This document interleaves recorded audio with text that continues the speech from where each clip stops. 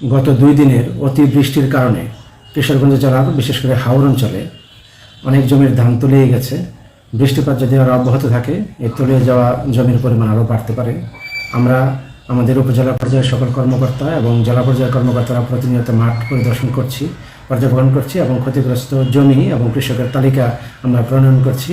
আমাদের এই বৃষ্টির শেষ হলে এবং ক্ষতিগ্রস্ত জমি এবং কৃষকের তালিকা সম্পন্ন করার সাথে সাথে আমরা ঊর্ধ্বতন কর্তৃপক্ষ বরাবর এগুলো প্রেরণ করব। আমাদের জন্য যেতে গাছালির তোলে কিছু করছি না, সাধারণ কিছু করছিলাম গেছে গা তোলে। কি পরিমাণ ক্ষতি হবে আপনাদের? আমার সব গেছে গা, 3 একর জমি করছি, 3 একর পাইকার হয়েছে। বৃষ্টি হইতে হইতে রাত্রে দিনে বৃষ্টি হইতেছে, মানে আওয়ার সুযোগ নাই, দাওয়ালের অভাব। এরপর মেশিন আপনার জানার নিজস্ব মেশিনও নাই, বুঝলেন। এই পরিস্থিতি আমরা আছি। আর পানি তো তলে হয়ে যেতে থাকে, গাঙ্গ পানি বেশি, বৃষ্টির পানিও বেশি।